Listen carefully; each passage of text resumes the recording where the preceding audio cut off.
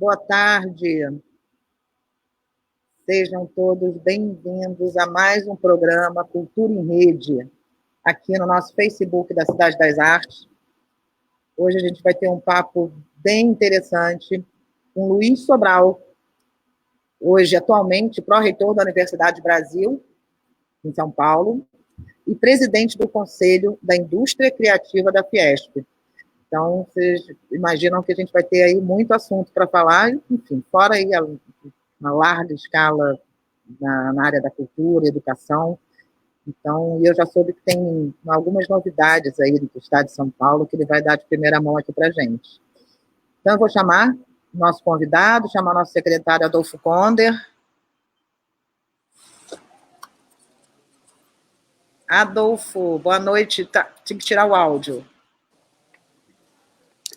Olá, olá. Tudo bem, Sobral? Tudo bem, Renata?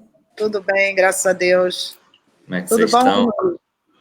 Oi, Renata. Oi, Adolfo. Obrigado pelo convite.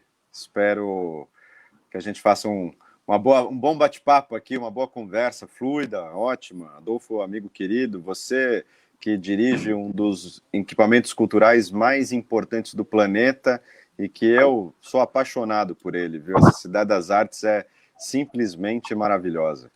Verdade. Eu tenho vontade de botar aquelas bolas de ferro, sabe? Aqui, mas ninguém poder nunca mais, sabe? Nunca mais sair, né? Nunca mais saiu, mas aqui ninguém me tira. Essa é uma boa prisão. Não é? Essa é a melhor de todas. Mas, bem, obrigada pela sua presença, ter aceito o nosso convite, de estar aqui batendo esse papo com a gente. E, óbvio, que eu não poderia deixar de começar o nosso bate-papo pela pergunta clássica, né? Conta um pouco para a gente, Sobral, como é que a Fiesp, como é que vocês estão tratando, né, esse retorno da indústria nessa pandemia, né? O que já foi feito, como é que está, o que está sendo feito agora, como é que vai seguir? Semana passada a gente teve um papo ótimo com o Queiroz, presidente da FEComércio, então a gente tem um paralelo aí, Estado do Rio, Estado de São Paulo. Então, acho que se você puder contar um pouco para a gente, dar um panorama de como é que estão as coisas, desse retorno, enfim. Eu conversando, inclusive, um pouquinho mais cedo para o Adolfo, que está em São Paulo, né? Ele está em São Paulo e eu não estou, que é mais doido ainda. Mas é o seguinte, a Fiesp, a indústria, a Fiesp, que é a Federação das Indústrias, tem um parque enorme de várias cadeias produtivas e várias cadeias econômicas. Aquilo que era essencial nunca parou, né? Ao contrário, a indústria seguiu protocolos rígidos exigidos aí pela segurança sanitária, pela OMS, pelos maiores e melhores profissionais da saúde, e ela garantiu aqui em São Paulo uma série de produções e serviços essenciais para garantir o abastecimento, para garantir serviços essenciais básicos, a dinâmica do comércio que desenvolve e resolve a nossa economia, não só paulista, mas com impacto no país todo. Então, a indústria, propriamente dita, ela nunca parou. Sobre a indústria criativa, e eu tinha alertado hoje mais cedo o Adolfo, nós acabamos de fazer uma reunião do conselho que eu presido, que é o Conselho da Indústria Criativa aqui de São Paulo. Acabei de fazer, terminou perto das 17 horas a reunião, e lá nós decidimos apoiar e nos manifestar objetiva e concretamente com a retomada imediata dos nossos equipamentos culturais. Aqui em São Paulo, né, embora o governo de São Paulo tenha já declarado que quando chegasse a um determinado tipo de estágio, tem um pequeno eco no fim. Eu acho que, desculpa, Adolfo, eu acho que era algum fone que estava ligado. Tudo bem. Vamos lá. Senão a gente vai enlouquecer as pessoas. Mas olha só, a gente acabou de fazer uma reunião do Conselho da Indústria Criativa da Fiesp, e lá deliberamos e decidimos, um grande grupo muito heterogêneo, tem o Sindicato do Audiovisual, tem grandes produtores teatrais, tem grandes artistas, tem grandes produtores de festivais, lideranças nacionais das artes cênicas, sejam da dança, circo ou do teatro, e lá nós decidimos que a Fiesp vai se manifestar publicamente na retomada imediata dos equipamentos culturais aqui em São Paulo. Estava contando que em São Paulo, que tem uma série de protocolos, né, de reabertura, disse há 45 dias já que quando chegasse num determinado estágio algumas cidades, 4 semanas depois da atenção desse estágio, os equipamentos culturais, então, seriam reabertos. Isso deveria ter acontecido, então, no dia 27 de julho, 28 de julho. Faz mais de 2 semanas isso, né? E o que ocorre, que foi um debate muito profundo e interessante hoje, com todos os personagens e as personalidades que não só atuam, mas que produzem cultura, mas são empresários da indústria cultural, né? Até a turma que faz bilheteria, streaming, que faz vários outros tipos de serviços agregados à indústria criativa, de refletir sobre o ponto de vista do seguinte: a cultura aqui neste país já é sempre relegada aí a último da fila. Agora tem aqui em São Paulo tem um certo descaramento, assim, declaradamente a desimportância da cultura de não ser considerada e não ser tratada na mesa, né, das autoridades públicas, a sua retomada. E aí, aqui, já faz quase um mês que os shoppings funcionam. E a nossa pergunta é: se um shopping funciona, por que o museu e a galeria de arte não podem funcionar? É o mesmo tipo de equipamento físico, tá certo? Corredor fechado, ar-condicionado, ao invés de ter uma vitrine de loja, tem uma escultura, tem um quadro. Por que o avião ou o ônibus aqui pode ficar lotado por 2, 3 horas, sem nenhum espaçamento, e a sala de cinema, que a gente pode até adotar o princípio de alternar cadeiras, não pode reabrir? Por que os bares e restaurantes podem funcionar e os teatros não? Então, e aí tem uma questão, né, Renata e Adolfo, que vocês conhecem bem essa agenda. Não é questão só de apresentar os seus espetáculos, não é isso. Mas é o bailarino, a dançarina, se ela não ensaia, se ela não treina, ela volta anos para trás, né?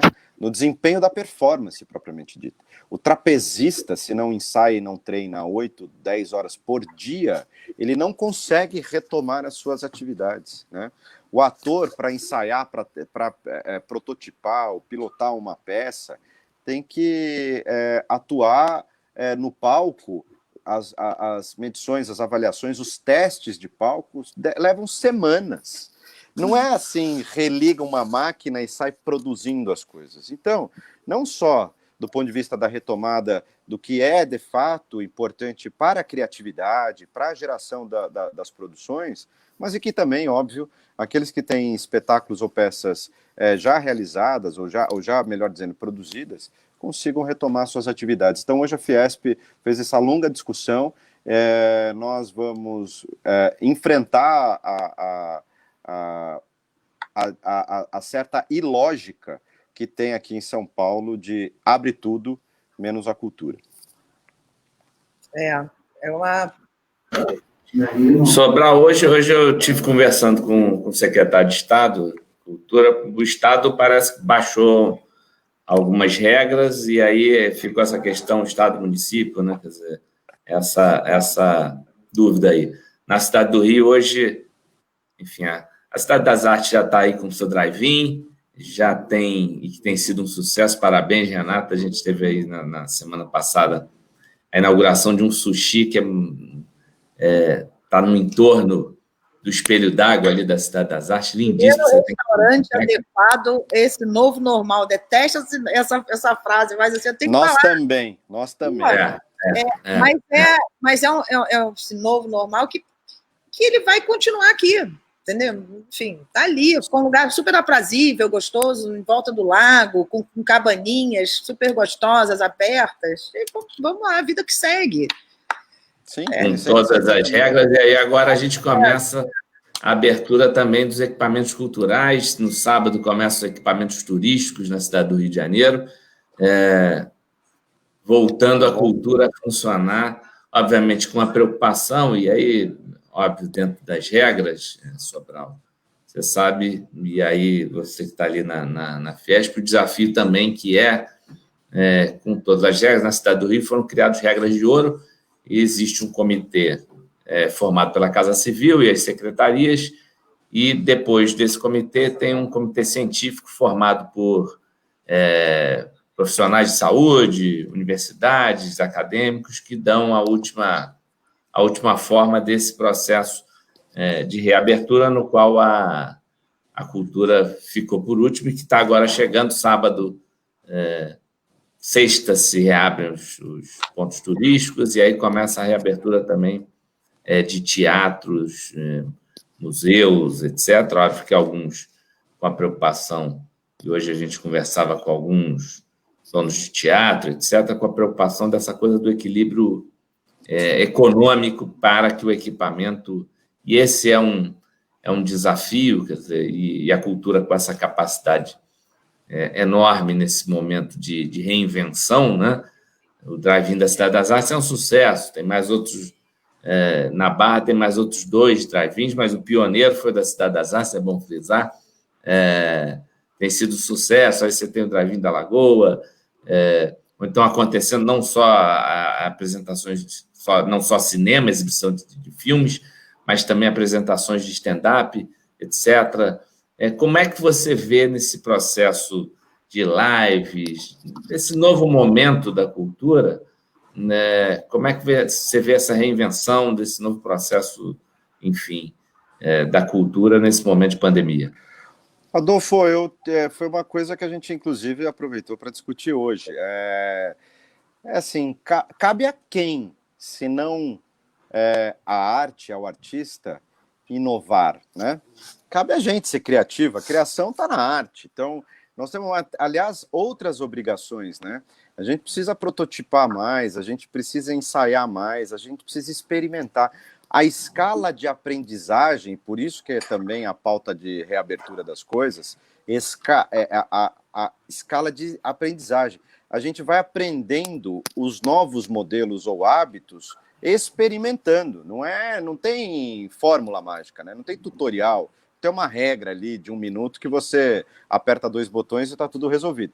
E cabe muito mais a nós, porque nós produzimos os talentos que criam, né? E essa criatividade é que pode dar todas as inovações necessárias para vários outros, né, setores econômicos brasileiros se adaptarem. E vou te dizer uma coisa, Adolfo, que é uma questão, né, que a gente fica sempre com muito dedo ou tato, né, para tratar da questão do resguardo da vida e das pessoas. Veja, a cultura, Renata e Adolfo, a cultura, ela sempre cuidou das pessoas. A cultura faz isso, é o papel dela, é cuidar das pessoas. O papel da cultura é o desenvolvimento civilizatório. Assim, quem mais cuida das pessoas é a cultura. E se a gente já cuida das pessoas, por que nós, aliás, apenas nós, não vamos cuidar melhor delas nessa crise? Não é razoável. É óbvio, abre o shopping, mas por que o shopping pode ser mais capaz do que um teatro de cuidar da segurança sanitária, do que o bar, do que o lojista, do que todos os outros equipamentos ou serviços? É desse lugar que trata, que também cabe essa reflexão para a sociedade. A cultura já cuida das pessoas, não vai ser agora, quando elas mais precisam de cuidado, que nós vamos faltar, né? Então... Oi, Renata. Não, e outra coisa, o que teria sido dessa pandemia sem a cultura, né, Sobral? Exatamente. Agora a gente está na dependência de sobrevivência. O Estado precisa dar garantias para que a cultura continue produzindo, aliás, para os seus piores momentos de crise, inclusive esses inimagináveis, como a gente está vivendo hoje. Esse movimento de retomada, a gente conversa muito aqui internamente, na secretaria, isso, não existe modelo, a gente vai estudar a cada dia, como nós já estamos fazendo desde março, né? A gente está trabalhando dia a dia, experimentando as coisas, né? Como é que é montar um drive-in, como é que é montar um restaurante no momento de pandemia, no meio de um jardim, como é que é lives todos os dias, você tendo que, né, com variados temas, então tudo é muito novo. Isso, não tem tem um protocolo, mas a gente não fez isso. Perfeito. Então a gente vai começar a fazer, a gente vai dar errado, a gente vai Claro. Protocolo é um parâmetro. Agora, para cada lugar tem que ser de um jeito. Mas eu fico preocupada também, assim, como o público, sabe? A gente tem que dar uma segurança para eles, assim. Como você conhece muito bem aqui, você sabe que a gente tem uma área externa muito grande, né? A gente está falando de mais de 15 mil metros quadrados de área de jardim. Eu acredito e estou jogando as nossas fichas num movimento de trazer para a área externa todos os assim, shows, teatros, né? A gente começa agora dia 5 de setembro, mas assim, na área externa, porque eu acho que as pessoas vão se sentir mais seguras. Enfim, existem alguns produtores que já saiu agora na CBN, dia 27 de agosto, serão reabertos todos os cinemas daqui do estado. Não sei se você viu isso, Adolfo, acabei de... Sim, nós estamos conversando com o sindicato, com a associação lá, enfim, também tentando estabelecer que é o desafio de que se tenham regras, sim, de segurança, mas que se tenha também a garantia de que o negócio aberto se mantém, né? Esse é um desafio para os cinemas também. Ser o público, né? Agora, você talvez abrir só num terço, talvez não seja viável para que os cinemas abram. Então, e fora a quantidade de protocolos que você tem que seguir, que você já é um custo extra aí. Vamos higienizar antes e depois. Todos os equipamentos, EPIs, etc. Vocês estão liderando uma agenda que ela é pública, né? O Adolfo é secretário, conduz muito bem aí o trabalho, lidera várias mudanças na administração. Renata está aí tocando um grande equipamento cultural que também é público. Agora, precisamos lembrar, as pessoas todas, que a cultura no Brasil, há pelo menos 2 décadas, ela vive essencialmente de incentivos. Sejam os editais, sejam leis de incentivo, sejam outras formas patrocinadas.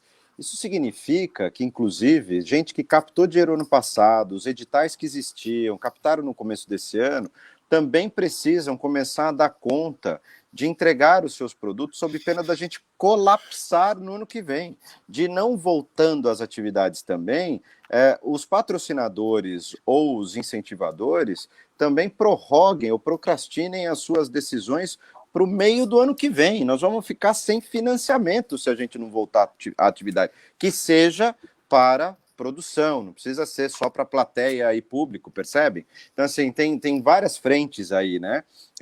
O cara voltar a ensaiar, voltar a ter a manutenção e o cuidado com os equipamentos. Daqui a pouco a gente vai reabrir teatro, que está com goteira há 5 meses e fez um buraco no palco. Assim, a gente sabe como é que funciona isso, né? Então, assim, eu estou falando tem os grandes, mas tem os coletivos, tem os pequenos, enfim.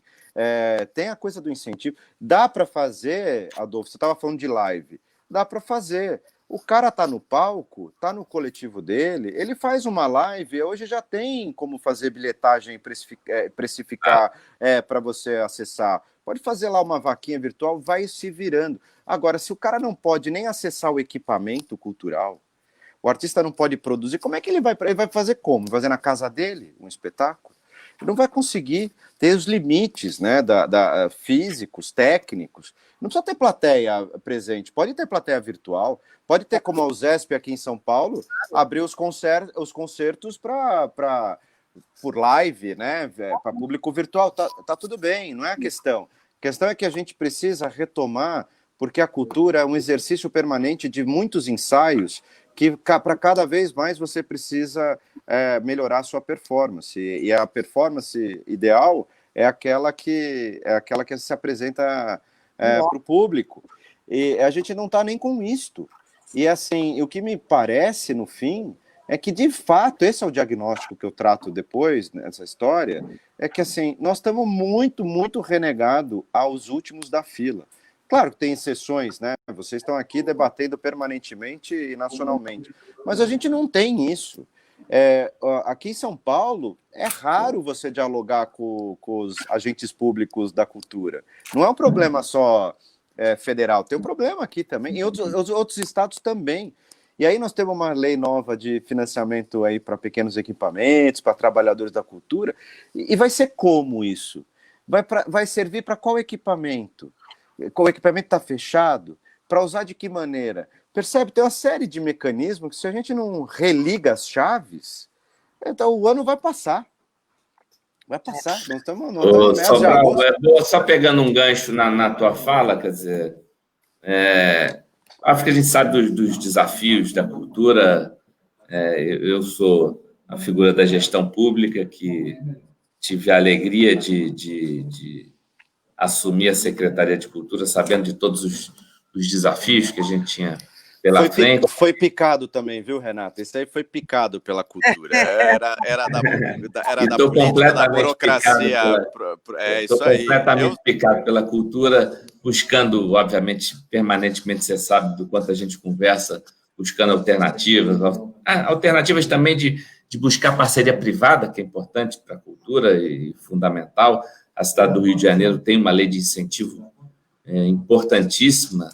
Esse ano são 54 milhões investidos. Ano que vem a gente bateu o recorde, 59 milhões na lei do ISS, uma participação importante privada nessa lei, um edital transparente, sério, e é possível fazer. Ali a gente tem produtores e gente muito, muito competente que trabalha produzindo atividades. A gente fez um processo logo quando surgiu a pandemia, de adequação de alguns projetos para projetos que pudessem ser através de lives, através, enfim, de eventos que pudessem ser transmitidos pela internet, com essa preocupação de que a indústria não parasse, né? E esse é um desafio, como você bem falou.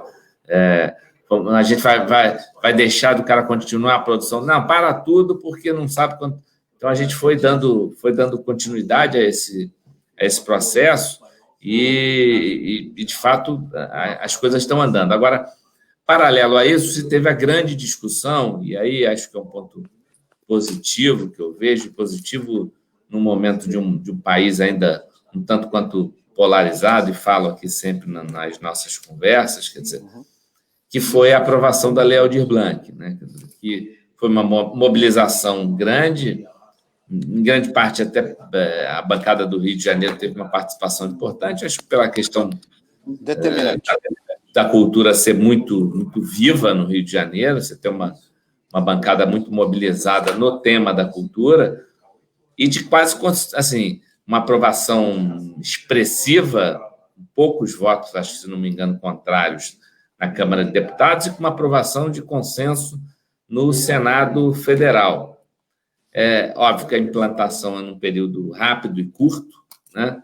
Mas eu queria te ouvir o que é a importância de um investimento nesse momento de 3 bilhões de reais no Brasil todo, entendendo, obviamente, a cultura como um instrumento também de impulsionar a economia do nosso país. E você que está na Fiesp sabe dos números, a gente tem lá números também produzidos pela Firjan, no Rio de Janeiro, pela FGV, que representam quase 3% do PIB nacional.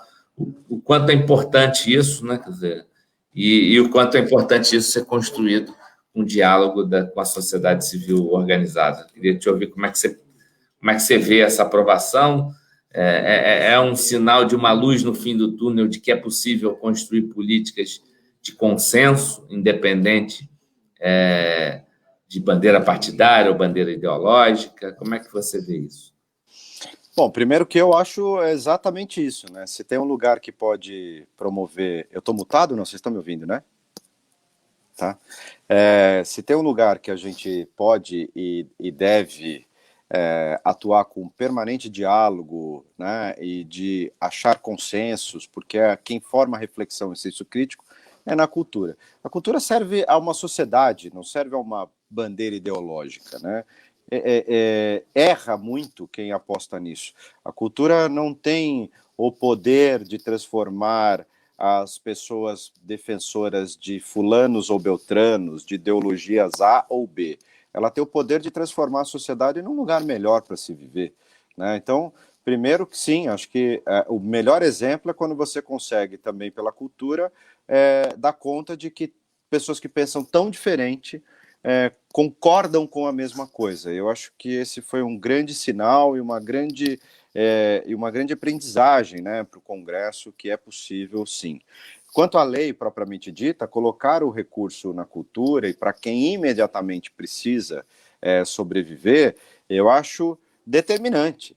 A Alemanha calcula-se que está investindo durante todo esse ano para segurar a economia e todos os talentos e todas as empresas e empregos, algo em torno de 60% do PIB.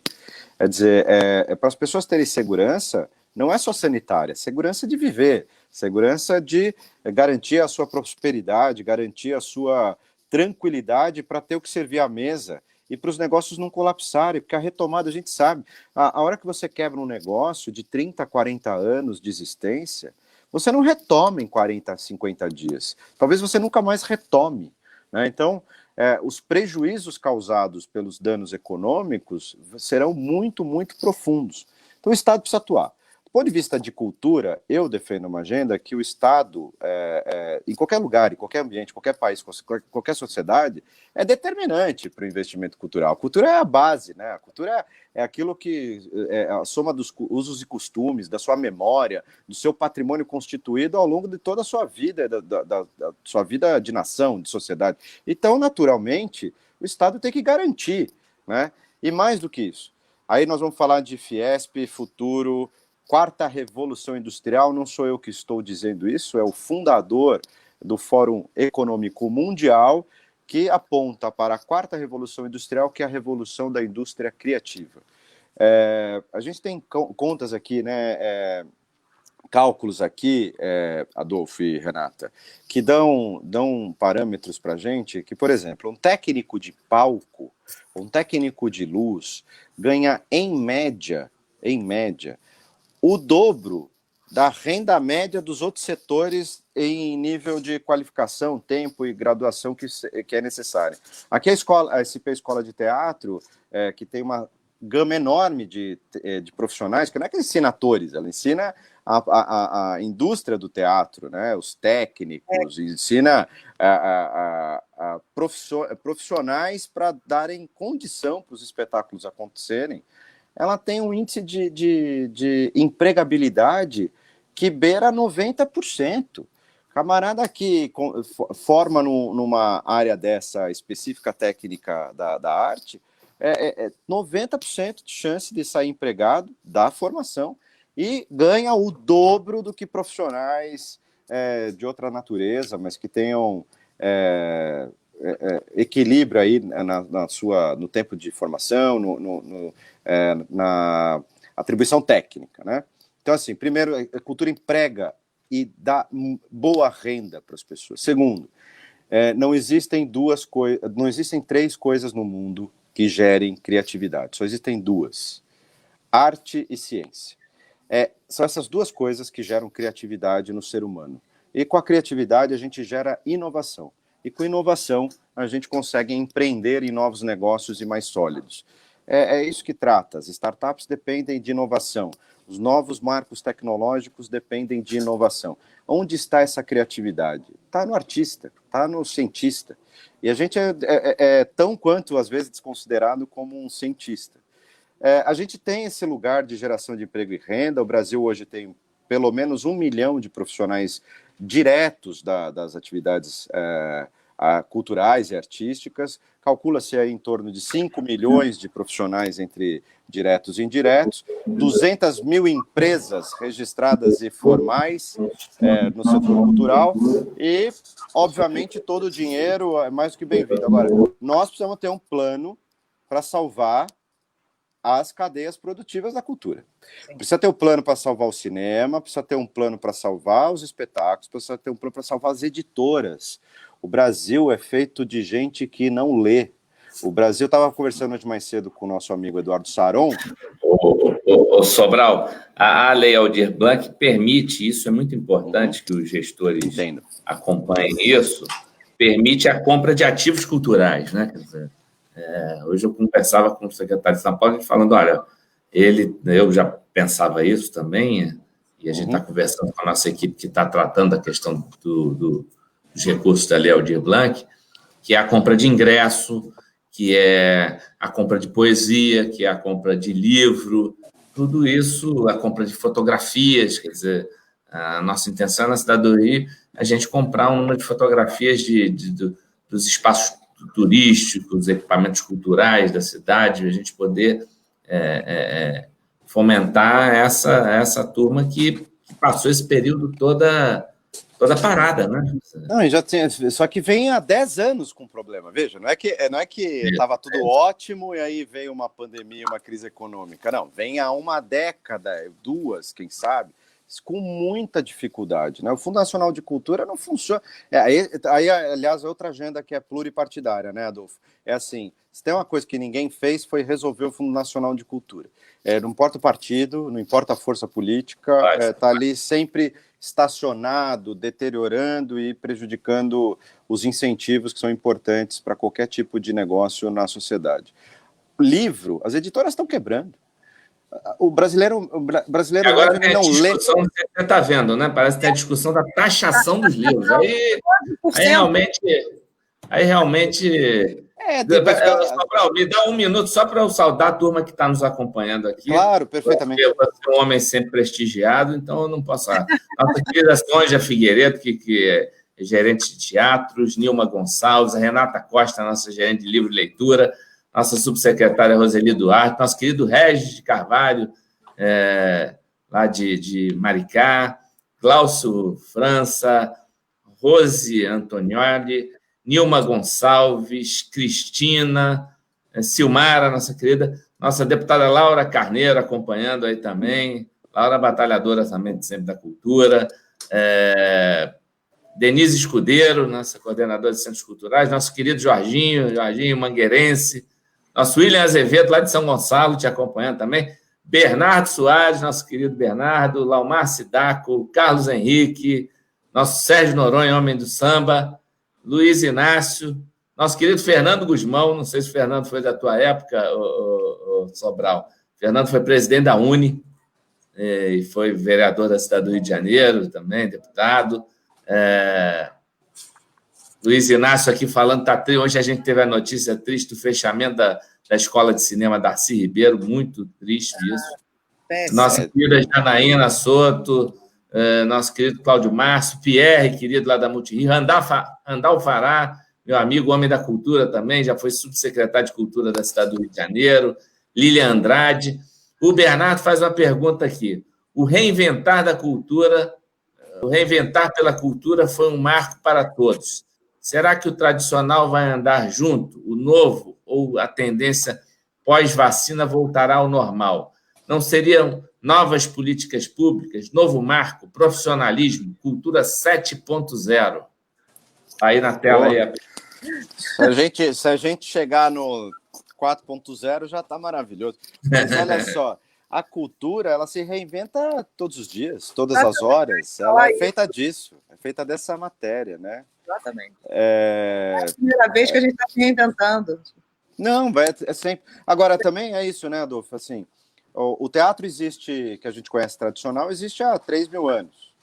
Aí um dia chegou fotografia, então vai acabar. Chegou o cinema, vai acabar, agora acaba. Aí chegou a televisão, agora vai acabar de vez. Aí chegou a internet, não, vai acabar. E tá aí o teatro.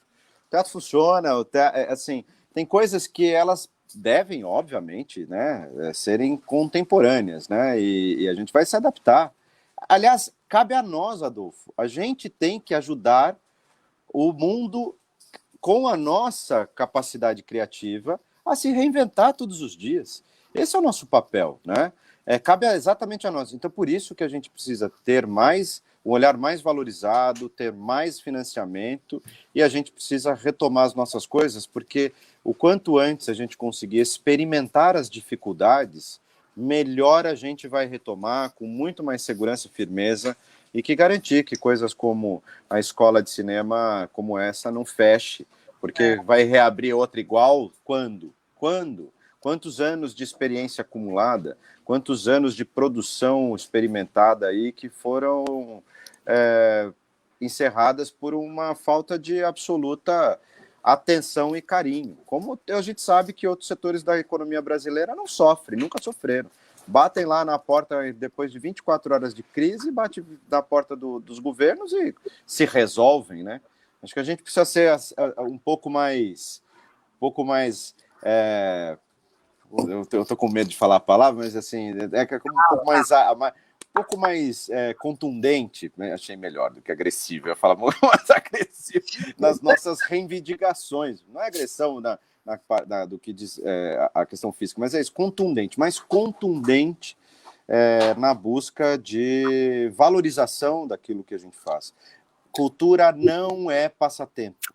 Cultura não é entretenimento e ponto. Cultura é isso que leva a editora a funcionar, os romances serem lidos, e a gente tem uma sociedade que, porque lê, tem mais capacidade de resolver problemas, mais senso crítico e mais oportunidades de renda, e, portanto, serão sempre muito mais felizes. Sobral, falando dessa retomada, a gente... A partir de setembro, aqui na Cidade das Artes, a gente fechou uma grande parceria, criamos um modelo de apresentações nos teatros, né, nossos, tanto para shows, artes cênicas, enfim, dança, uma estrutura uma plataforma única, nossa, com venda de ingressos online, exatamente entendendo que essa tendência do online ele vai continuar, é mais uma experiência que deu certo, mas a gente fez uma coisa bem robusta, vai abrir com 1/3, vamos vender o ingresso físico, vamos testar como é que vai ser essa retomada, mas a gente está vendendo ali nacionalmente a R$20, R$25, um grande show, um Michel Teló, uma Elba Ramalho, a gente está trazendo grandes nomes para fazer o show, voltando assim, cara, artista precisa ganhar dinheiro, os técnicos precisam começar a receber seu dinheiro de volta. Então, assim, é isso, a gente tem que começar a trazer. Agora, não adianta, é isso, como a Adolfo falou, a conta às vezes não fecha, com 1/3 não vai fechar. Não vai fechar, e a gente precisa mobilizar. Exatamente. Vamos mobilizar a sociedade civil organizada, então, o mercado, o mundo empresarial. Mas tem que ter esses mecanismos, assim, já que o online deu certo, vamos melhorar, sim, gravação em 4K, ter uma única plataforma, como é Zoom, aí você faz um negócio de última categoria. Sim, sem dúvida. Aí você vai pagar seu ingresso a R$20, R$25, mas eu estou fazendo uma ação nacional, não estou fazendo uma ação aqui para a cidade do Rio de Janeiro, para o estado do Rio de Janeiro, estou fazendo nacional e, quem sabe, dependendo de quem for entrar no palco, internacional. Então, eu acho que esse caminho do online, a gente tem que prestar mais atenção, melhorar ele mais. As pessoas estão começando a ficar cansadas um pouco dessas lives musicais em casa. Vamos para o palco, gente. Toda crise gera uma oportunidade. Naturalmente, a gente tem capacidade de enxergar o que é melhor e o que foi pior das experiências que a gente passou por esse período. Agora, é isso. Não fosse também esse mundo, e talvez exigisse que a gente fizesse esse debate aqui agora, vocês me convidarem para estar no Rio, para juntar as pessoas fisicamente num teatro, e ia precisar ser a data, foi super rápido. Conseguimos subir um debate de um dia para o outro, quer dizer, essa dinâmica vem para somar, não para aterrorizar a gente, vem para melhorar. Você conseguir vender um espetáculo sem o cara precisar sair do Maranhão, veja, é melhor dos mundos, porque ele continua custando R$30 fisicamente. Só que o cara tem que chegar aqui, o cara tem que pegar o voo, é claro e evidente, porque é essa história do teatro, né, que não foi substituído nem pela internet, muito menos pelo cinema. Porque, assim, a experiência física, presencial, ela é insubstituível, né? Ela é insubstituível. Ninguém substitui um abraço, né, Renata? Nada. Não tem um software que substitua um abraço. Então, não vai continuar sendo assim. A gente é feito dessa matéria. Claro. Né? Mas isso quer dizer oportunidade também para quem não consegue pagar R$2, R$3 mil num voo e se instalar num hotel para assistir um show presencial. Porque o show para o cara de longe custa 4, 5 mil reais. Não custa 30 de ingresso, né? Então a gente vai ajudando, inclusive melhorando a difusão e a democratização do acesso. É isso. Há 8 anos, eu fui secretário adjunto de Cultura do Estado de São Paulo. A gente quebrava a cabeça e era inimaginável, e a gente forçava lá, precisamos fazer as transmissões online da USESP para a gente expandir para além da plateia que pode presencialmente estar lá no concerto. 8 anos. E patinou para cá, e patinou para lá, e ninguém sabia como. Agora aconteceu. Agora é obrigatório. E tá bom. É assim. O que a gente não pode é ter medo. E o que a gente tem que ter é coragem e atitude para a gente resolver o futuro imediatamente. Retomada pressupõe que a gente vai se replanejar, reconfigurar, reconstituir, para que, obviamente, no momento, de fato, quando acabar essa pandemia, a gente já está melhor preparado do que a gente já foi. É verdade. Cadê Adolfo? Sobral, me conta um pouco como é que é o funcionamento aí do Conselho de Economia Criativa da Fiesp, como é que vocês funcionam, quem participa, como é que é a forma de atuação? O Conselho da Indústria Criativa aqui da Fiesp é uma inovação também, por acaso. É a primeira vez que existe esse conselho. Isso foi a compreensão do presidente Paulo Scaff de entender que tem um posicionamento na sociedade mundial, na economia mundial da inovação, é a 4ª Revolução Industrial, e, portanto, São Paulo, que representa 3/4 de todo o parque industrial nacional, deveria também trazer para o debate e discussão este assunto, mais especificamente daqueles que diretamente atuam no setor criativo e artístico, né? Nós, nesse conselho, a gente não tem startups, empresas de tecnologia, a gente dirigiu e vocacionou para a articulação da produção cultural e artística. Muito bem, nós compomos o conselho cerca de 70 pessoas, tem um presidente, tem 2 vices. Um vice é o André Sturm, que você conhece, não só teve papel importante em São Paulo na administração pública, mas também dirigiu grandes equipamentos, uma liderança importante, profundo conhecedor do audiovisual nacional. E o outro vice-presidente é o João Carlos Martins, nosso maestro octogenário, que grande apoiador, incentivador do Sistema S lá, do SESI, Senai, sempre está conosco e ajuda muito a gente, com toda a sua experiência e bagagem, a gente destrinchar alguns temas. Tem gente de todo lugar do Brasil, inclusive, né? A turma do teatro musical está lá, a turma que faz ingresso está lá, a turma de donos de grandes teatros está lá, de grandes presidentes de associações. O presidente da Abracirco, por exemplo, está lá, enfim, outros grandes nomes. O Miguel Falabella é nosso conselheiro, que, aliás, foi grande secretário aí do Rio de Janeiro também, né? Aliás, foi dele o projeto com o César Maia da Cidade das Artes, não foi? Com o Miguel Falabella? Ele foi coordenador dos teatros, foi gerente dos nossos teatros, aqui coordenou os nossos teatros. Acho que ele não chegou a ser secretário. Não, secretário ele não foi, não. Tá. Ele geriu os teatros da rede. Enfim, então a gente tem essa dinâmica, a gente se reúne uma vez por mês. A Fiesp aqui em São Paulo tem 17 conselhos temáticos, do agronegócio, passando pelo meio ambiente e chegando agora ao seu 17º conselho, que é o da indústria criativa. E a gente até hoje, porque foi tudo novo, tudo esse ano, não conseguimos fazer nenhuma reunião presencial, fizemos hoje a 3ª reunião. A primeira foi para defender e construir um plano de emergência econômica nacional, a outra como sugestão, né, para o governo, para a sociedade debater, junto com um novo marco regulatório, porque isso também aflige muito o setor cultural, né? Muitas regras que mudam todo ano. Quem consegue se planejar e se adaptar a tantas mudanças, né? Fora todas as outras burocracias nacionais. Depois a gente discutiu fazer um novo mapeamento, viu, Adolfo e Renata? Esse que a Firjan fez, que vem sendo devagarinho atualizado ano a ano, mas é lá, origem 2014, fez um mapeamento da economia criativa, parou nessa iniciativa. E eu estou construindo Opa, o que eu fiz aqui? Eu saí, mas voltei. Aí,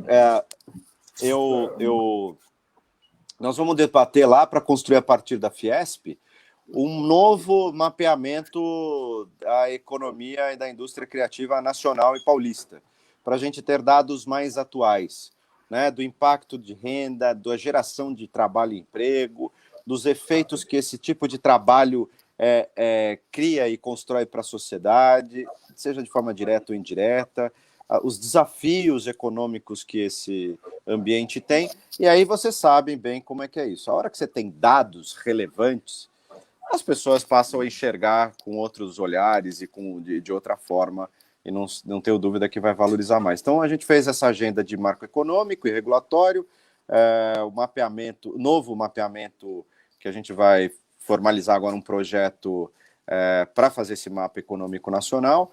E agora, hoje, mais objetivamente, a gente discutiu a reabertura em São Paulo, porque a coisa está muito, muito séria, e a gente está ficando dentro dessa coisa ilógica, que tudo abre, menos a cultura, e aí a gente está parecendo mesmo que se a gente não gritar, ninguém vai lembrar de nós. Então é isso aí. A gente vive se reinventando, a gente vive gritando, olha, eu vou te contar, não é mole não, né? Persistência sempre. Tem que ter. Vamos, não sei se o secretário quer perguntar alguma coisa agora, mas eu ia falar um pouquinho, você tem também um trabalho muito forte na área da educação. Queria que você falasse um pouquinho disso para a gente. Eu vou trocar só um negócio aqui que eu vou ter que tirar meu fone, porque senão minha bateria vai derrubar. Então, peraí, vamos lá. Eu vou falar projetando a voz. Você está me ouvindo? Estamos. Está te ouvindo? Então tá bom. Então eu vou projetar um pouco mais a voz aqui, que assim não perde a qualidade como estava lá no fone. A minha passagem pela... Eu trabalhei muitos anos em administração pública, mas também em organizações da sociedade civil, né? A minha agenda, inclusive, que o Adolfo tinha falado lá atrás, essa coisa da parceria, para mim é essencial. Não é para o Brasil, é para qualquer lugar do mundo. Se a sociedade participa das coisas do poder público, do Estado, dos governos, é muito melhor, mais eficiente, mais efetivo, é mais promissor e é mais competente, né? Tem coisa que a sociedade tem mais meios, né, de entrega do que a própria administração pública. Vocês estão sentindo isso nas parcerias que fazem. Muito bom. Eu recentemente, há 2 anos, eu dirigi, fui presidente da Fundação para o Desenvolvimento e Educação, aqui em São Paulo, e lá, obviamente, uma fundação enorme, administrava 5.500 escolas, 3.750.000 alunos, era uma parada, né? E é um tema tão casado e importante quanto a gente formar as pessoas no hábito cultural, né? E aí, mais recentemente, nesse lugar aí que o Adolfo está, eu tenho colaborado com a agenda de uma universidade que a gente meio desavisado que ia ter pandemia, porque ninguém sabia, né? E foi tratando do assunto. Quando eu fui convidado junto com um grupo de amigos, o Felipe Sigolo, que foi secretário executivo do MEC, é o reitor desta universidade desde abril, a gente aceitou o desafio de colaborar com uma universidade que estava com uma série de problemas.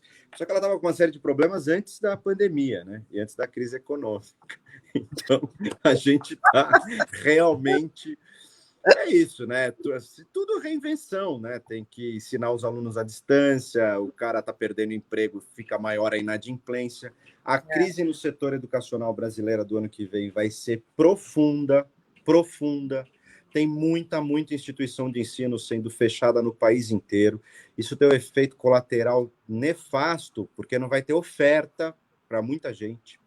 As pessoas têm pouco dinheiro, tem pouca oferta pública de ensino de graduação ou capacitação técnica, compete ao privado fazer, o privado está fechando, as pessoas não têm dinheiro para pagar nem o ensino à distância.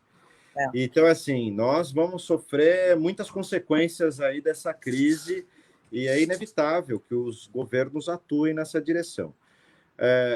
A educação com a cultura, para mim, é uma coisa indissociável, né? É irmã gêmea. Eu falei, não é irmã gêmea, é siamês, é indissociável. Não tem forma de você fazer distintamente, né? a agenda foi enfraquecendo da cultura e a turma pediu protagonismo para ter um ministério exclusivo. Eu vou te dizer, assim, eu acho que foi um equívoco, que se tivesse mantido desde lá de trás a agenda da cultura na educação, a gente teria muito mais teatros e cinema, salas de cinema nas escolas públicas, a gente teria muito mais hábito construído desde a infância, a gente teria muito mais estímulos à leitura do que propriamente só um professor de literatura estimular a leitura na formação infantil ou juvenil. Então, acho que a gente teria um outro momento. Agora, esse é o dado, né? Então, mas educação é primordial, Sim. é tão apaixonante quanto a cultura, só que como a cultura é uma agenda de longuíssimo prazo, né, Renata? Não dá para achar que a gente educa uma pessoa em 5 semanas. Isso aí, tudo bem, você pode produzir um carro em 4 dias. Educação você não constrói assim. O ensino básico brasileiro, os ciclos são 14 anos. Mais a graduação, capacitação, são 2 décadas para uma pessoa estar preparada para o mercado de trabalho. E hoje, infelizmente, que eu estava falando de leitura, como uma coisa casa com a outra, eu não sei se vocês sabem, mas a cada 10 jovens que saem do ensino médio formado no Brasil, ensino médio, colegial antigo, ensino médio, terceiro ano de ensino médio, cada 10 jovens, só 2 têm mínima noção de interpretação de texto. Como é que resolve problema assim? Como é que as pessoas conseguem se comportar ou saber o que é fake ou não é na notícia? Não sabe nem interpretar as diferenças das coisas, né? Então, a gente tem crises muito profundas e não adianta achar que é imediatista. Não adianta achar que você vai sentar aí 1 ano, Adolfo 2, não sei o quê, e aí está resolvido. Não está. Cultura e educação são políticas de longo prazo, precisam ter muita solidez no que faz, muita paciência e perseverança. Essa coisa, e aí a gente precisa afastar um pouco as pessoas que fazem da cultura um lugar só de evento. Porque evento é evento, passa, né? Não é uma coisa de momento, né? O carnaval é importante, claro, muito mais ainda se ele for construído ao longo do tempo e com solidez para geração de habilidades, né? De competências, de geração de renda para uma comunidade, né? Isso aí é uma construção, não é o evento só ali, né? Então, acho essa coisa... Deus de dobramento. É isso. Sim. Dobramento. O carnaval. A gente tem que apostar nas próximas gerações. E, aliás, alguém vai ter que pagar essa conta, né, Renata? Porque alguém vai ter que dar um freio de arrumação em algum momento, parar de olhar para a sua própria geração e pautar a próxima. E tem que dar garantias para isso. Eu ficaria aqui mais 2 horas batendo esse papo, mas já combinamos, né, secretário? Semana que vem... Vamos estar juntos. Vamos bater o papo vamos continuar essa conversa em loco. Fazer uma maravilha! Para vocês. Mas, assim, te agradecer muito a sua presença aqui, um papo maravilhoso, você é uma pessoa incrível, enfim... Eu acho que o caminho é esse, você está certo. Estamos aqui juntos, Rio e São Paulo, sempre. Muito obrigada. Quero te agradecer e nos vemos em breve. O secretário vai terminar aqui. Obrigado, meu amigo Sobral. Foi muito especial. Acho que vi aqui, estava vendo os comentários de todo mundo gostando muito do nosso papo, que é, enfim, enriquecedor sempre e é um permanente aprendizado nessa... Esse processo de pandemia, eu aprendo a cada dia. A gente vai ouvindo as pessoas, vai ouvindo quem faz cultura, quem foi gestor, quem é gestor, e é um processo permanente de aprendizado. Então, queria te agradecer muito a gente poder estar batendo esse papo, enfim, da gente estar podendo pensar parcerias e coisas para a cidade do Rio de Janeiro, para a cultura da cidade do Rio de Janeiro. Eu sei que você é absolutamente apaixonado pela cultura, e te pedir no final para que você deixasse aí um recado para todos que estão nos acompanhando. A sua grande maioria são figuras diretamente que trabalham com cultura, que são gestores, que são, enfim, pela relação, alguns dos que eu falei têm relação de fazedores de cultura, tem relação direta com a cultura. Eu queria que você mandasse, nesse momento aí, desse processo de quase reabertura, né, deixasse uma mensagem para todos.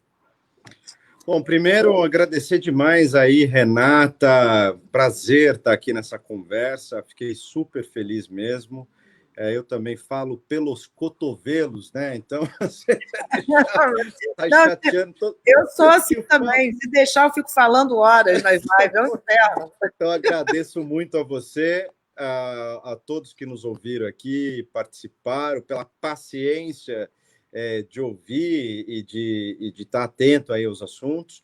Adolfo, meu amigo querido, parabéns pelo trabalho que você conduz, pela forma como você amplia e amplifica o seu trabalho a partir do Rio. Cultura é feita de rede, nós estamos no mesmo país, a gente tem muita diversidade, muita identidade, a gente pode aproveitar muito melhor tudo que a gente mesmo faz, né? Não precisamos de apropriação de lugar nenhum, mas o fato é que o que você tem feito nessa abertura, nesse diálogo com o país inteiro, com várias outras personalidades, sei que você veio a São Paulo aqui para capilarizar a sua atividade, buscar novas alternativas e parceiros, e o que você faz é tudo que eu acredito, e por isso quero te deixar os meus mais sinceros parabéns pela sua iniciativa. Bom, eu acho que todo mundo na vida que faz com propósito, e é isso que você tem feito, inclusive, Renata, não tenho dúvida, faz mais bem feito.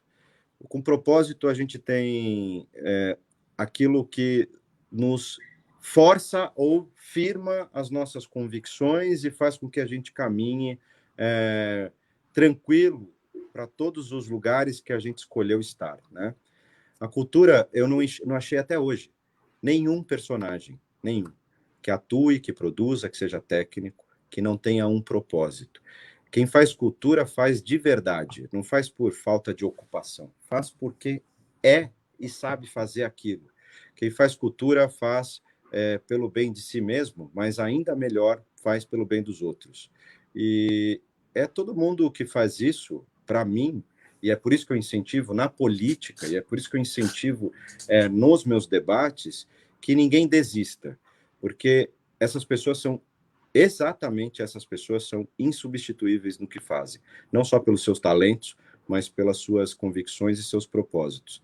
E aí eu pediria mais um pouquinho de paciência, tudo passa na vida, essa crise também vai passar, e a gente vai sair enorme dela, e a gente vai continuar fazendo o que a gente sabe melhor fazer para todos, que é construir a felicidade, que é a matéria-prima do Estado, né? A felicidade das pessoas, é isso que a cultura sabe fazer melhor do que ninguém. Um beijo querido para vocês aí, agradecidíssimo pelo convite. Maravilha, Sobral. Muito obrigada. Obrigado, gente. Obrigado. Beijo, Renata. Para todo mundo aí que ouviu. Abração mesmo. Tchau. Valeu, Gui aí, todo mundo. Obrigado a toda a equipe aí dessa. Beijo a vocês. Tchau. Beijo.